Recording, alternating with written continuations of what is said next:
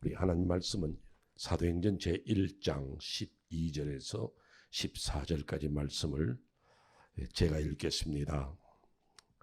사도행전 제1장. 사도행전은 신약이에요. 구약에서 막 찾으면서 나는 없네 그러지 말고. 사도행전 1장 12절. 제자들이 감람원이라 하는 산으로부터 예루살렘에 돌아오니 이 산은 예루살렘에서 가까워 안식일에 가기 알맞은 길이라. 들어가 그들이 유하는 다락방으로 올라가니 베드로, 요한, 야고보, 안드레와 빌립, 도마와 바돌로메, 마테오 및 알페의 아들 야고보, 셀로진 시몬, 야고보의 아들 유다가 다 거기 있어 여자들과 예수의 어머니 마리아와 예수의 아우들과 더불어 마음을 같이하여 오로지 기도에 힘쓰더라. 아멘. 석절 말씀을 읽었습니다. 오늘 저녁에 여러분들하고 같이 말씀을 나누게 돼서 참 감사하고 기쁩니다.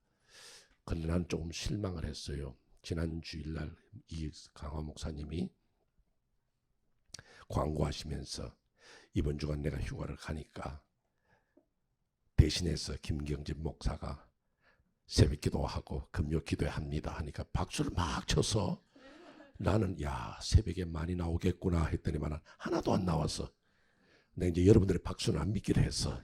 괜히 박수만 쳤지. 제가 알죠. 여러분들이 다 학교에 가고 또 직장 나가고 하는 분들 계시기 때문에 새벽에 나온다는 게 참 어렵습니다. 그러나 제가 여러분들의 마음을 이해하면서 그렇게 이야기해 보는 거예요. 오래간만에 또 여러분들하고 이렇게 서서 이야기하고 설교할 수 있으니 얼마나 좋아요. 그런 면에서 이강호 목사님 좀 자주 어디 가면 좋겠어. 그런데 안 가셔 도대체. 제가 오늘 저녁에 여러분들에게 이야기하는 것은 여러분들 오늘 밤에 기도하러 나오셨잖아요. 기도가 무엇이냐는 거죠.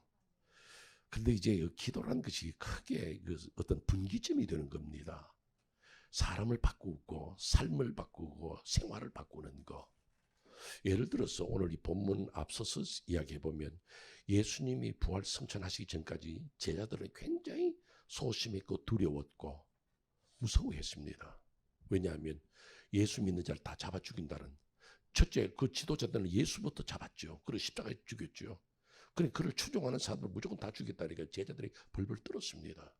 그래서 요한복음 20장에 보면 저들이 무서워서 숨었고 어떤 사람들은 아이고 나는 갈란다고 엠마오를 가버리고, 베드로 같은 사람은 어떻게 합니까? 베드로는 아이고 난 고기나 잡으러 갈란다 그러고서 자기 옛날 고향 땅 갈릴리로 가버려요. 예수님 찾아가서 그걸 돌려왔지만은 그만큼 약했던 우리에게, 약했던 인생, 약했던 제자. 오늘 우리도 약해요. 오늘 우리가 뭘 대단하다 생각하고 나는 강하다, 나는 괜찮다 말하겠어요.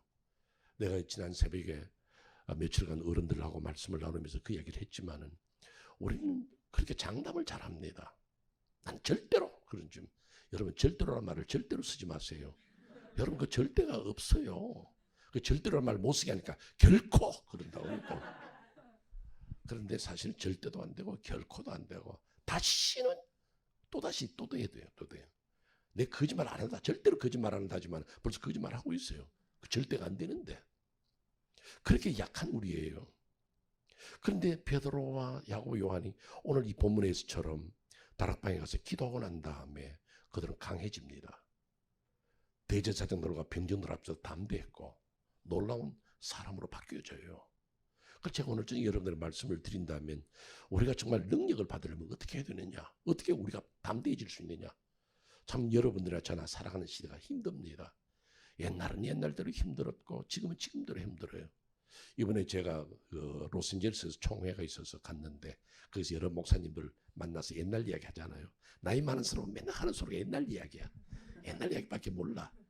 그런데 옛날 이야기하면서 그래요. 그때는 그 우리 장로님들, 권사님들, 부인들이 무슨 죄가 많아서 가장 마룻바닥에 엎드려 기도하면서 죄가 인연이 죄인입니다. 이놈이 죄인입니다 하고 가슴을 치고 했거든요. 그때 무슨 죄를 얼마나 크게 지었겠어요. 그런데도 그땐 그렇게 회개했고, 왜? 실수하고 넘어졌기에.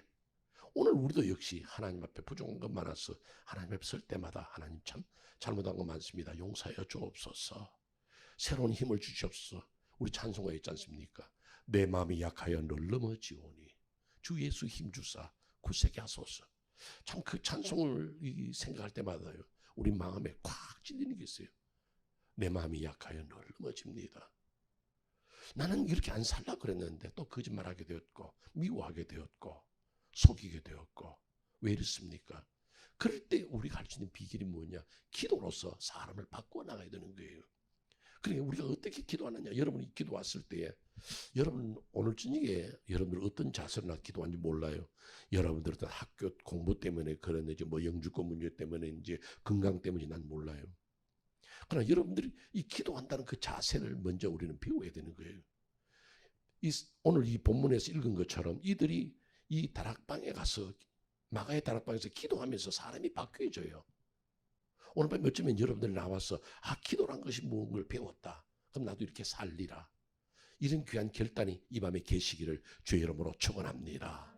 그리고 기도할 때마다 이 말씀을 기억하며 힘을 얻으세요. 제가 오늘 중에 세 가지 이야기 드릴게요.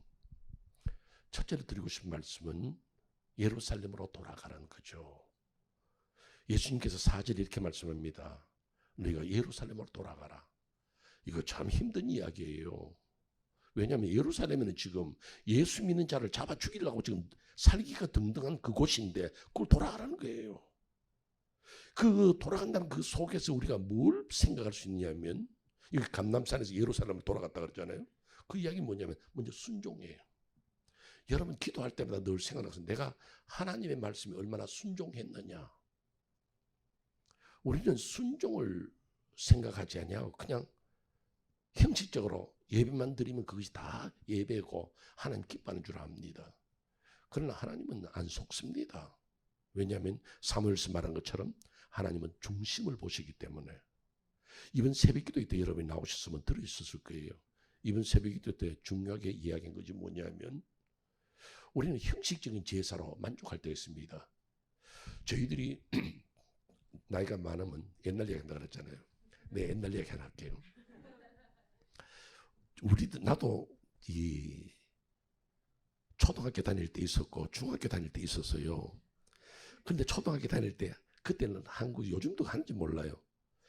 가정생활 환경 조사서라는 게 있었어요.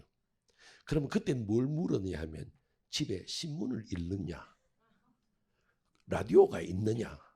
그때 텔레비도 안 물었어요. 텔레비 없을 때니까요. 라디오가 있느냐 물었어요. 신문을 몇 개 보느냐. 그게 그러면 문화가정이에요. 문화가정. 그런데 친구들이 이렇게 해서 뭐 자기들도 신문 본다 그러는데 그게 꼭 묻는 게 하나 있었어요. 종교가 뭐냐 그래요. 그 종교가 뭐냐. 그럼 아이들이 불교를 써요. 우리는 교회를 다니니까 기독교 써요. 그럼 불교 다니는 아이들 보면 너 절에 나가냐 그러면 안 간대요. 그럼 왜 너 불교냐 그러니까 우리 아버지가 절에 시주하면서 거기다 이름을 올려놨기 때문에 난 불교 신자라는 거예요. 절에는 안 가지만은 나는 불교 신자다. 그게 종교거든요. 오늘 현대 그리스도인들이 거의 다 종교 생활하고 있어요. 아버지 엄마가 이 교회 장로야. 나는 교회 안 가. 그것이 문제예요. 참 심각한 이야기거든요. 오늘 현대는 보세요. 예를 들어서 아들이 교회 가려고 가방 들고 있으면 야 이놈아 이게 수능이 언젠데 지금 학원에 가 아버지가 대신 가서 교회 가서 예배 드릴게. 이건 종교 생활이거든요. 지금 한국에서 아마 세상 떠났을 걸 아는데요. 제가 이름을 말씀은 안 드릴게요. 목사님 계신데 그분이 버스를 탔어요. 버스를 타니까 그다음 어떤 정류장에서 학생들이 우르르 타더래요. 그러더만 거기에 마침 자기 친구가 하나 있는 거예요. 그렇게 친구들 쭉 둘러서가지고 그 차에 앉아있는 친구 보고 야, 너 지난 일요일 어디 갔었어? 그러거든. 그러니까 앉은 친구가 내가 어디 좀 갔었어. 그래. 어디 갔었어? 그러니까 교회 갔어. 그러더래요. 너 예수 믿냐? 그러니까 예수는 안 믿어. 그러더래요. 여러분 그게 얼마나 아이러니컬한 이야기예요. 교회는 가는데 예수는 안 믿어. 교회는 가는데 기도가 힘이 없어. 교회는 가는데 하나님의 능력은 안 믿어. 그건 종교예요, 여러분. 그냥 가서 제사만 드렸다고 해서 되는 게 아니거든요. 제가 지난 시간에 말씀을 드렸지만 새벽에 사울이 제사만 드리면 전쟁이 이길 줄 압니다. No. 사무엘은 뭐라 말했죠? 순종이 제사보다 낫고 제사 10번 드리는 것보다도 하나님의 말씀에 순종할 줄 아냐 그죠? 여러분들이 성경 말씀이 뭐라고 말씀하냐 거기에 따라서 이해하는 거. 그것이 신앙생활이에요. 신앙생활 다른 거 아니에요. 목사님이 설교하실 때 그 말씀 듣고 우리가 아멘 하고 밖에 나가 잊어버리면 그건 신앙생활 아니에요. 오늘 내가 들은 설교의 말씀을 내가 머릿속에 다 기억하고 난 그렇게 한번 살아봐야 되겠다 결심하고, 그러나 내 마음이 약하여 또 넘어졌어. 그래도 다시금 일어나는 것이 신앙생활이에요. 우리는 완벽한 신앙생활을 못합니다. 그러나 다시금 말씀에 순종하겠다, 다시금 그렇게 살아보겠다 결심하는 거, 그게 순종이 제사보다 낫다는 거. 뭐 그렇다고 해서 난 순종만 할 테니까 교회는 안 가도 된다, 또 그건 아니에요. 여러분들 교회 열심히 나오면서 말씀에 순종하겠다는 거예요. 그러니까 하나님이 뭐라고 말씀하시느냐, 여기에 우리가 큰 포인트를 두고 살아가야 되는 거예요. 그러니까 여기서 제가 하나 말씀드리고 싶은 것은요, 제가 기억하기로는 아프리카의 한 선교사 같아요. 아프리카의 한 선교사가요, 아들이 밖에서 놀아요. 아들이 밖에서 공 가지고 짝대기 가지고 노는데 갑자기 아버지가 아들을 보고 야, 땅바닥에 엎드려. 그래. 여러분들 갑자기 땅바닥에 엎드려 하면 여러분 엎드리겠어요? 왜요? 그거 나 여기서 놀래요. 안 가겠어요? 근데 그 아들 땅바닥 다 엎드리는 거예요. 아버지가 볼 때 나무 위에 뱀이 독사가 내려오다가 아들을 물라 그러는 거예요. 그때 엎드려 버리는 거예요. 그 말에 순종할 때 아들이 사는 거예요. 여러분들 성경 말씀이 우리에게 던져질 때에 이것이 내게 유익하냐 안 하냐 이건 내 문제 아니에요.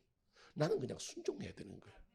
주께서 말씀하시면 종이 듣겠나이다는 이것이 신앙의 자세. 그럴 때 여러분들이 설교를 들을 때 오늘 밤에도 여러분이 이 설교를 듣고 난 다음에 기도 제목을 삼으세요. 난 주님의 뜻대로 살겠습니다. 정말 현실적으로는 나를 유혹하고 넘어지는 게 많이 있지만 나는 말씀에 한번 따라 살아볼래요. 이런 귀한 결단, 이것이 바로 신앙생활의 첫 발이에요. 그런데 여기 또 하나 우리가 생각할 게 있어요. 순종은 하는데 문제는 뭐냐면 위험한 곳으로 가라는 거예요. 참 이게 문제예요. 예를 들어서 여러분들 아직까지도 그렇게 안 하시겠지만 뭐 하시는 분도 있는 거 무시해서 용서하세요. 11조 생활해라. 지금 여러분들 이 캐나다나 한국이나 세금 때문에 다 골칩니다. 여러분들 싱글들은요 거의 세금을 50%대요. 결혼한 사람들은 한 40%대고요. 돈 100만 원 벌어봐야 50만 원은 세금이에요. 그렇게 많이 떼요. 그럼 세금 그렇게 많이 떼고 11조 떼고 뭐 먹고 삽니까? 우리가 불만을 가질 수 있고 뭐 안 들을 수도 있어요. 예수님께서 예루살렘을 돌아가라 할 때는 위험한 장소로 가라는 겁니다. 지금 가면 잡혀 죽어요. 근데 가라는 거예요. 우리에게 어떤 사건으로 부닥쳐 오더라도 내 자아는 언제나 순종한다는 거죠. 이게 참 어려운 이야기입니다. 목사도 때로는 반발하고 싶을 때가 있어요. 제가 목회하면서 느낀 가운데 하나 있는 건 뭐냐면 교인은 참 안 변한다는 거예요. 목사가 그렇게 예수 잘 믿고 착하게 삽시다, 사랑하며 삽시다 하는데도 하나도 사랑 안 해. 갈등이 오는 거예요. 갈등. 목사 설교하면 뭐하냐 이거지. 듣지도 않는데 그대로 살지도 않는데 그래도 나는 해야 된다는 책임감 때문에 하는 것이고, 그럼 여러분들은 거기에서 내 삶을 바꾸고 변화되어야 여러분들의 삶이 바뀌어지는 거예요. 생활이 달라지는 거예요. 그래서 여러분들에게 드리는 말씀이 하나님이 내게 말씀하시면 종은 듣겠나이다. 주여 말씀하소서 종이 듣겠나이다. 그런데 여러분들 베드로가 보세요. 좀 재미난 표현 하나죠. 지금 여러분들이 읽은 사도행전 1장은 베드로가 지금 성령 받는 그 순간의 기도예요. 그 사도행전 이제 성령 받았어요. 그럼 어때요? 이제 대단한 인물 되지 않겠어요? 능력 받았습니다. 기도 응답 받은 사람입니다. 방언을 말하고 예언하고 병 고치는 능력도 받았습니다. 그런데 베드로의 그 자세에 보면 재미난 게 하나 있어요. 사도행전 10장이에요. 사도행전 2장에서 은혜 받았어요. 능력 받았어요. 기도에 체험했어요. 10장에 갔는데 하나님께서 고넬료에게 보내시기 위해서 환상 가운데 나타나서 말씀합니다. 환상 가운데 하늘에서 보자기가 하나 내려옵니다. 들여다보니까 거기에 지금까지 이스라엘 백성들이 먹을 수 없는 것들이 나오는 거예요. 말하자면 돼지 족발이 있는 거예요. 이스라엘 민족들은요 돼지 완전히 부정한 음식으로 보고 입에도 안 대고 보지도 안 하고, 제가 이스라엘에 가서 물어봤어요. 여기 그 돼지 그 키우는 사람 없냐 하니까 없다는 거예요. 돼지 안 판다는 거예요. 돼지 고기는. 그런데 이방인들이 사는 지역에는 돼지고기를 판다는 거예요. 그래서 어떤 사람들은 고기가 사오기도 한대요. 뭐 그건 그 사람들 비즈니스고 제가 말할 건 아니죠. 그런데 하나님이 먹으라는 거예요. 그러니까 베드로가 뭐라고 그랬죠? 베드로가 그때 참 재미난 말을 합니다. 주여 그럴 수 없나이다 그럽니다. 이게 굉장히 상반되는 대답이에요. 주여 그럼 뭡니까? 주님 주인이시니까 뭐예요? 먹으라 그러면 먹어야 되는 거예요. 난 지금까지 안 먹었는데요. 나는 그렇게 못합니다. 이건 바로 신앙생활이 잘못된 거예요. 우리는 주여 하겠습니다. 그렇게 해야 되는데 베드로가 뭡니까? 주여 그럴 수 없나이다. 나는 지금까지 이런 것을 먹어본 적이 없습니다. 그때 하나님께서 뭐라 말씀합니까? 내가 깨끗한 것을 너는 부정하다 말하지 말라. 먹으라는 거예요. 3번이나 그런데도 노거든요. 오늘 우리가 성경에서 볼 때 하나님이 이 현실이 안 맞습니다. 오늘 현대는 성경이 안 맞아요. 그러고 싶은 마음이 있어도 주께서 하라 그러면 주여 예 하게 해보겠습니다. 하겠습니다. 여러분들 때로는 목사님 설교 들으면 여러분 형제를 사랑하십시오. 아 그럼 주님 사랑했습니다. 가만 생각하니까 아무개 집사 있어. 네, 다른 사람은 다 사랑했는데 저놈은 사랑 못해. 그러면 안 되는 거예요. 여러분들. 주여 하겠습니다. 내가 어떤 나쁜 습관이 있었어. 이 습관은 못 고치겠어. 그래도 주여 순종하겠습니다. 왜요? 주인이에요. 주인 그분은. 종들이 뭐라고 그럽니까? 애들도 지금 오늘 시대는 아니지만은 옛날에 그 노예제도 시대 때 주인이 야 땅 쓸어 그러는데 아이고 나 오늘 피곤해서 못해요. 그러면 잡혀 죽는 거예요. 여러분. 주인 아니에요. 로드예요. 로드. 그리고 여러분들 우리 기도할 때 주여 할 때는 그 뭡니까? 순종하겠습니다 하는 거지. 주여 그거는 못합니다. 그러면 여러분 기도는 베드로의 기도와 똑같아요. 여러분들 순종이라는 게 뭘 알아야 돼요. 그 다음에 이제 두 번째 들어갑시다. 첫째는 순종하는 거. 조금만 순종할까요? 많이 순종할까요? 다 순종할까요? 진짜지? 다 순종한다 그랬어? 이제 청년했어? 여러분 다 들었죠? 여러분도 다 그래야 돼요. 물론 여러분들 오늘 내가 주여 나는 주의 말씀에 순종하겠습니다 해도 못할 수 있어요. 왜? 주님은 우리의 약함을 아십니다. 그러나 내가 몸부림을 치면서 내가 감사함으로 살겠다. 믿음으로 살겠다. 그렇게 할 때 하나님이 축복하신단 말이에요. 내가 100% 잘해서 우리의 믿음이 해결되는 거 아닙니다. 하나님은 내가 넘어질 걸 알아요. 못할 걸 알아요. 그러나 내 자신의 결심은 하겠습니다로 나가는 거. 그럼 두 번째 말씀이 두 번째는 뭐냐면 다락으로 올라가는 거예요. 다락으로. 이 다락으로 올라갔다는 이야기는 뭐냐면 그때 제자들을 중심해서 120명이 모여서 기도하는 곳이에요. 제가 이스라엘 가봤을 때 다락이라 해서 가봤는데 사실 2000년이 지난 지금 그 다락 난 아닌 것 같아요. 이 로마 캐토릭은요 하도 이 전설 이야기들 많이 만들어 가지고 예수님이 게세마네 동산 빌라도의 신문 받고 골고다 가졌는데 7번 넘어졌다 그래. 또 7 여기서 한번 쓰러졌고 두 번째 쓰러졌고 세 번째. 그런데 저희들 가봤는지 그 있어봤는지 몰라요.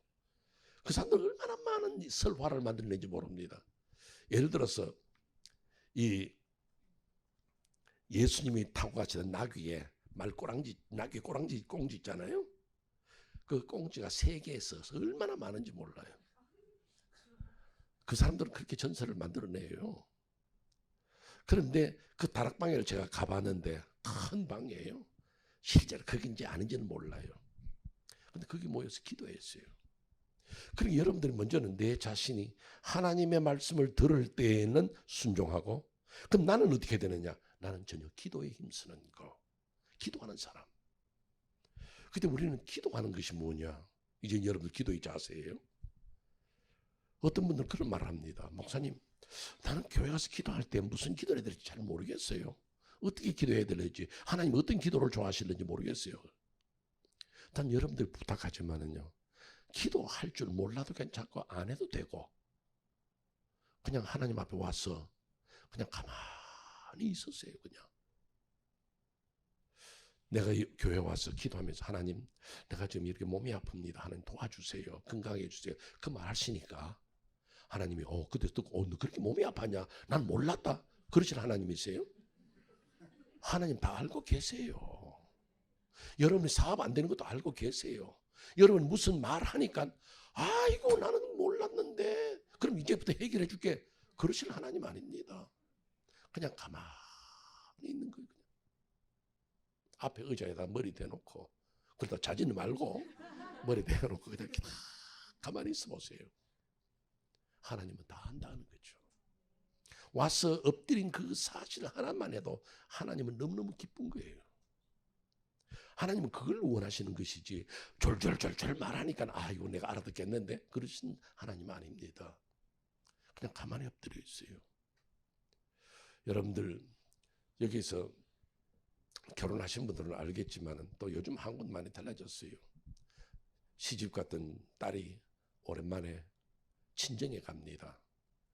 시집 가서 이렇게 저렇게 살다가 친정에 가면 그래도 친정 엄마가 얼마나 좋아요. 친정 아버지 얼마나 좋아요. 그래서 싸들고 가서 친정 갔습니다. 그러면 딸이 왔다고 반가워하시면서 이제 엄마가 묻지요. 야, 너희 시아버지 어떻냐? 시어머니 어떻냐? 우리 시아버지 너무 좋아요. 내가 결혼해 가자마자 날 딸처럼 생각하고 우리 시어머니는요. 날 동네 사람들 만날 때마다 우리 딸이다 할 정도로 그렇게 사랑하고 저를 돌봐주세요. 너 시누이들은 속 안 썩드냐? 우리 시누이들은요. 새언니 왔다가 얼마나 좋아하는지 날 그렇게 사랑하고 어떤 옷도 사다 주고 영화 구경도 같이 하고 재밌어요. 시동생들 어떠냐? 아유 우리 시동생들 말도 못하게 좋습니다. 여러 가지 이야기하죠. 그러니까 어머니도 아버지도 기뻐하시죠. 그러다가 일주일이 되더니 한 사날 지나고 난 다음에 이제 가야 될 시간입니다. 그럼 어머니는 보따리 싸줍니다. 또 이거 가져가야 너희 시어머니 좋아한단다. 너희 시아버지가 뭐 김을 좋아한다면서 이거 잔뜩 가져가라. 잔뜩 싸줘요. 가기 전에 딸이 엄마 아빠에게 이제 인사하고 떠나야죠. 아버지에게 큰절하고 아버지 저 갑니다. 그리고는 어머니 앞에 엎드려서 또 절합니다. 어머니 나 이제 갑니다. 그러면서 갑자기 그 딸이요. 어머니의 무릎하게 엎드려서 웁니다. 다른 이야기 안 했어. 시집살이 좋다고 이야기했어. 근데 어머니의 무릎하게 엎드려서 울 때에 엄마는 말합니다. 우는 딸의 덩어리를 만지면서 내 다 안다. 내 다 안다. 네가 뭐라고 말하든지 간에 시집살이 어떤 것도 난 알고 시누이가 시동생이었다는 걸 알아. 왜? 내가 그래 살아봤으니까. 오늘 우리가 교회 와서 엎드려서 기도하면요. 우리 주님 여러분의 덩어리를 만지면서 내가 다 알아. 왜? 내가 이 땅에 와서 33년간 살아봤어. 내가 하나님의 아들인데도 사탄이 시험해서 나를 넘어지게 하려고 그러더라. 나도 배고플 때가 있었고 나도 핍박받을 때가 있었고 서러울 때 있었어. 그러면서 덩어리를 어루만져주신 우리 주님. 그분이 바로 우리 주님이에요. 그때 여러분들은 언제나 하나님 앞에 엎드려서 기도하는 사람.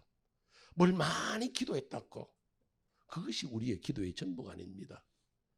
하나님을 엎드렸다는 그 사실 자체로 하나님은 기뻐하시고 우리의 소원을 들어주기를 원하신다는 그 사실 잊지 마시기를 바랍니다. 그래서 주님 앞에 엎드리고 주님의 위로를 받고 사는 거예요. 그런데 오늘 여러분들께 더 중요한 것은 뭐냐면요. 그런 기도의 자리, 은밀한 곳을 찾아가는데요. 중요한 것은 뭐냐면 여기에서 기도하면서 하나님의 사랑을 피부에 꽉 느껴야 됩니다. 이 다락은 뭐 하던 데였습니까? 예수님이 제자들에게 떡을 떼주시면서 나의 사랑을 전달했던 곳이에요. 그들은 지금 기도하러 왔는데 예수님 안 계십니다. 그러나 그 자리에 앉아 계시던 주님, 우리에게 떡을 떼주시던 주님. 그러나 그분이 나에게 힘을 주시고 용기를 주시고 나를 사랑하신다. 나는 어떤 존재인데? 나는 약하여 늘 넘어지는 존재인데. 여러분 1517년에 마틴 루터가 종교개혁을 일으켰잖아요. 그건 다 알아요. 누구든지. 그런데 그 종교개혁을 일으키기 전에 루터나 칼빈이 종교개혁을 일으키기 전에 그 100년 전에도요, 종교개혁 운동이 있었습니다. 특별히 그 후스라는 이 체코의 프라하 대학의 총장이었는데요. 그분이 그 당시에 그 로마 캐토릭에서 판매하는 면죄부를 가지고 도전했습니다. 그건 죄입니다. 그렇게 하면 안 됩니다. 도전했습니다. 그러니까 로마 캐토릭 이 교황청에서요, 그 후스를 향해서 굉장히 달랬습니다. 어떻게 하든지 자기 편이 되어 달랜다 말 안 듣거든요. 결국 화형에 처하기로 했습니다. 근데 다 화형시켰거든요. 이단이라고. 잡혀서 감옥에 들어갔습니다. 그런데 그때 자기가 무슨 생각을 하냐면, 내가 과연 이 형을 받을 수 있겠느냐. 여러분, 내일 여러분들 불에 타 죽는다 그래서 생각해 보세요. 아이고, 난 안 할랍니다 하고 뛰어나올 수도 않겠어요. 자기는 마음에 큰 결심하고 이건 죄다 선언하고 지금 죽음 앞에 서 있습니다.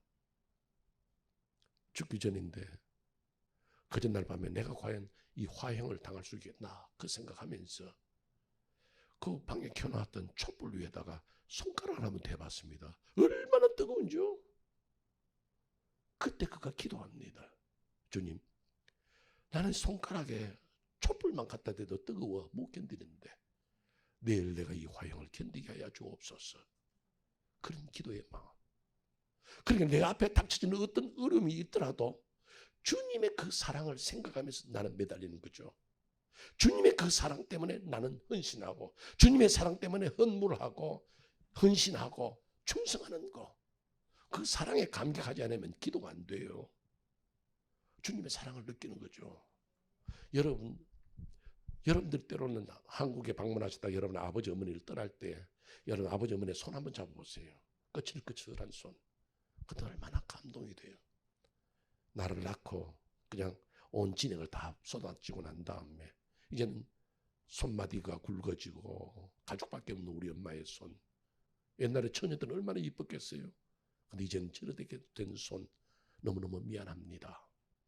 그럴 때 효도가 나오는 거예요. 그럴 때 사랑하고 싶은 마음이 생기는 거죠. 오늘 우리 성도들에게도 필요한 것은 뭐냐면 정말 우리가 주님의 사랑을 얼마나 느끼고 신앙생활을 하느냐. 헌금을 하는 것이 돈 아까운 이유가 어딘지 아세요? 더 큰 주님의 사랑을 모르기 때문에 그래요. 그런데 우리가 하나님의 사랑을 얼마나 느끼고 얼마나 헌신할 수 있느냐 바로 이거예요. 그런데 여러분들은 언제나 기도에 힘쓰는 거. 그것이 두 번째였습니다. 그런데 여기 이제 세 번째 제가 드리는 말씀이 있습니다. 세 번째 드리는 말씀이 뭐냐면 전혀 기도에 힘쓰는 말이에요. 여기 14절 마지막에 나오는 말이에요. 여러분들 기도할 때 집중하는 거예요. 요즘에는 이 공사장에서 바위를 깰 때 끌 같은 거로 해서 막 망치질해가지고 깨잖아요. 그것이 없던 그 시대는 여러분들 석굴암이나 이런 거 어떻게 깬지 아세요? 그거 깨기가 굉장히 어려워요. 근데 어떻게 하냐면 바위에다 일단 구멍을 뚫어요. 구멍을 뚫어가지고 거기다 나무를 기다란 심을 박습니다. 심을 박고 난 다음에 거기다 계속 물을 갖다 붓는 거예요. 그러면 나무가 불어가지고 결국은 바위를 쪼개버려요. 우리의 힘도요. 구멍을 뚫듯이 해가지고 나무를 심고 기도를 심고 난 다음에 그게 계속 기도하는 거예요. 전혀 기도에 힘쓰는 거예요. 전혀 기도에 힘쓰는 거예요. 우리가 어떤 능력을 받으려면요. 내가 어떤 한 문제를 놓고 계속해서 매달리는 거예요. 그러니까 오늘 우리의 자세는 나는 기도밖에 없어. 그럼 기도밖에 없으면 기도해야 되는 거예요. 난 기도 안 해도 우리 아버지가 도와줄 거야. 우리 의사가 알아서 해줄 거야. 그러면 여러분 기도에 힘이 없습니다. 나는 기도밖에 없어. 제가 저희 교회에서 기도학교라는 걸 했어요. 기도학교. 그래서 그 과정이요. 크로스웨이 성경 공부나 베들 성경 그런 거 있지만 나는 기도학교를 했거든요. 기도학교가 그게 12주 코스예요. 12주 코스인데 11주 동안 공부를 해요. 그리고 학교니까 수학여행을 12주째는 수학여행 갔어요. 어디로 갔느냐? 기도원으로. 그래서 기도원에 가가지고 이제 풀어놓고 통성기도하게 하고 그렇게 하면서 또 제가 기도에 힘도 얻어드리고 그렇게 했는데 그 기도학교에서 가장 중요한 걸 가르치는 게 몇 가지 있는데, 여러분 기도학교를 공부를 안 했지만 내가 힌트 하나 드릴게요. 가장 중요한 건 뭐냐, 누가 무슨 말을 하면 우리 입에서 제일 먼저 나와야 할 말이 뭐냐, 그죠? 왜 그 얘기를 하느냐 하면, 예를 들어서 집사님 나 요즘 몸이 아파요. 아이고 그래요, 그게 어디가 안 좋은데, 의사 만나봤어요, 약 잡쌌어요, 이렇게 나오는 거예요. 내가 어디 안 좋은데, 우리 아이가 요즘 속을 썩히네요, 그 상담사를 만나봐야 되는데, 이 이야기 나오기 전에 무슨 말이 나오죠? 우리 입에서 제일 먼저 나올 말, 기도학교를 졸업한 사람이 제일 먼저 나올 말 뭐냐? 그럼 우리 기도합시다. 바로 이거예요. 아이고 속상해 못 살겠다. 그럼 우리 기도합시다. 난 너무 피곤해요, 힘들어요, 아무래도 어디가 몸이 안 좋은 것 같아요. 그럼 우리 기도합시다. 이 자세거든요. 그 전혀 나는 기도밖에 없습니다는 그런 마음의 자세를 가지고 매달려야 기도가 힘이 있단 말이에요. 그 여러분들이 내가 기도에 전폭적으로 헌신하느냐, 그냥 건성으로 막 대만 되고 말만 말고, 여러분 오늘 저녁에도 그냥 좀 앉아있다가 막 가는 거지만, 나 친구들 만나는 게 좋아. 여러분 기도 하나만 해요. 나 정말로 기도에 아까처럼 그 나무에 물을 붓듯이 해가지고 불어나가지고 깨어지도록 바위도 깬다는데, 내가 이걸 문제를 해결하지 못하면 되겠습니까 하고 매달리는 거거든요. 그게 전혀 기도에 힘쓰는 거. 우리의 마음을 모으고 뜻을 모으고 시간을 모으고 하나님 앞에 엎드리거든요. 그래서 응답받는 그 비결, 그것이 여러분에게 있어야 됩니다. 예전에 제가 읽어본 글 가운데요, 요즘 그렇게 하는지 안 하는지 모르겠어요. 그때 그런 이야기가 있어요. 어떤 사람 명궁이 있는데, 명궁 알아요? 명동 말고 명궁, 활 잘 쏘는 사람. 그 사람이 가서 나도 명궁이 될랍니다, 좀 가르쳐 주십시오 하니까 뭐 여러 가지를 뭐 이야기하는 가운데 중요한 거 3가지를 이야기해 줬어요. 제일 몇 년 동안 첫째 훈련하는 거예요. 눈을 깜빡이지 말아야 된다는 거예요. 그럼 어떻게 합니까? 사람이 눈 깜빡거리고 뭐가 지나가도 눈이 깜빡거리고, 그러면 집중을 못 한다는 거예요. 어떻게 해야 되냐? 아내가 짜는 배틀 철럭철럭 하잖아요. 그 밑에 들어가 누우라는 거예요. 배틀 북이 왔다 갔다 하는데 눈이 깜빡깜빡 하기도 안 되겠어요? 근데 그걸 참는 훈련했다는 거예요. 그러니까 가니까 이제 했습니다. 그러니까 이번에는 머리카락으로, 아내의 긴 머리카락으로 벼룩을 메어놓고 쳐다보라는 거예요. 여러분 머리카락이 어떻게 보이겠어요? 거기다 벼룩을 메어놓고 그 바라보라는 거예요. 한 몇 년 동안 바라보니까 아내의 머리카락이 밧줄 끝에 보이고 벼룩이 주먹만하게 보이더라는 거죠. 그런 훈련을 시키더라는 거죠. 3번째 훈련이 뭐냐 하면, 활을 당길 때 팔이 올라가잖아요. 여위에다가 물사발을 올려놓고 물이 쏟아지지 않게 하라는 거죠. 얼마나, 그게 바로 뭐예요? 집중이에요, 집중. 내가 하나님 앞에 기도할 때에 어떤 자세냐, 조금 더 눈 깜빡이지 않듯이 집중하고 또 집중하고 또 집중하고, 내 기도가 이루어질 때까지 나는 계속 하리라는 거. 그러니까 기도는 끝이 없어요. 계속해서 해야 되는 거예요. 그런 기도자의 자세를 가지고 매달리는 거. 이제 제가 결론을 맺죠. 사람이 이야기를 길게 한다고, 설교를 길게 한다고 다 은혜 받는 건 아니에요. 그냥 저처럼 간단하게. 근데 오늘 사실 내가 한 30분만 하려고 했는데 뭐 어쨌든 괜찮아요. 근데 이제 결론을 내는 게 이게 중요한 이야기예요. 어떤 우화가 있습니다. 우화가요. 그 우화가 어떤 이야기냐면, 비둘기 한 마리가 아주 상실감에 젖어 있어요. 그냥 사는 것도 재미없고 날아다니기도 싫고, 그래서 나무에 딱 앉아 있는데 친구 참새가 찾아왔어. 네 어디에 우울증이 걸렸냐? 너 왜 그렇게 아이가 힘이 쭉 빠져가지고 댕기지도 않고 날아다니지도 않고 왜 그러냐니까, 사실 내가 네한테만 말하는데 내가 사랑을 고백했다가 실패했다. 그래, 살맛이 없다. 여러분들 오늘 연애 이야기하는 거 아니에요? 그래서 나는 도무지 살맛이 없다 그래. 내가 너 참새가 말합니다. 내가 너한테 묻는데 눈송이, 여러분 눈송이 알아요? 알아요 몰라요? 내가 이제 나이가 많아가지고 귀가 어두워서 잘 안 들려요. 눈송이 무게가 얼마쯤 될까 하고 물었습니다. 여러분 눈송이 무게가 얼마나 될 것 같아요? 그러니까 이 비둘기가 그거는 무게도 안 나가지. 뭐라고 영어로 뭐라 하냐면 nothing more than nothing 그랬어요. 아무것도 아니야. 나도 그런 줄 알아. 참새가 말합니다. 나도 그런 줄 알아. 근데 내가 하루는 내가 눈이 오는 날 심심해서 나무에 올라앉아 있다가 한 나무 가지에 눈송이 떨어지는 걸 한번 헤아려 봤어. 한 송이, 두 송이, 세 송이, 네 송이, 5, 10, 100, 1000 많은데 374만 1927번까지 떨어졌는데 괜찮더라. 근데 눈 한 송이가 딱 붙으니까 가지가 부러지더라. 여러분 347만 뭘 나도 숫자도 못 헤아려. 그냥 말해본 거예요. 그만한 것도 한 번의 눈송이가 한 번 더 떨어지니까 여러분이 내가 왜 하나님 앞에 기도하는데 10년이 되어도 기도 응답이 없습니까? 할 그때 한 번 더 기도하면 오늘 밤 한 번 더 기도하면 하나님은 들어주신다는 거죠. 여러분 그 비둘기가요.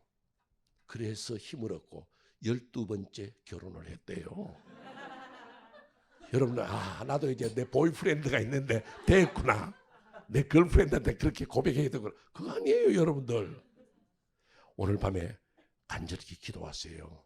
여러분의 기도 제목이 뭔지 난 몰라요. 그러나 어떻게 하면 사람이 달라지느냐, 어떻게 하면 내가 자신 있게 사느냐, 힘의 능력을 얻느냐, 바로 그것은 간절히 하나님 앞에 집중적으로 뜨겁게 주 앞에 매달리면 주님이 응답하신다는 그 사실을 기억하고 오늘 밤에도 힘을 내고 나는 이것이 이루어질 때까지 기도하리라는 그 귀한 자세로 주님 앞에 서는 성도들이 되시기를 주의 이름으로 축원합니다. 우리 다 같이 기도하겠습니다. 이제 여러분들 마음을 모아서 하나님 앞에 기도합니다. 여러분들 오늘 밤에도 기도 제목 가지고 나오셨죠? 뭔지 난 모릅니다. 어떻게 기도해야 될지 저는 모릅니다. 그러나 여러분이 기도할 때에 믿음의 자세를 가지세요.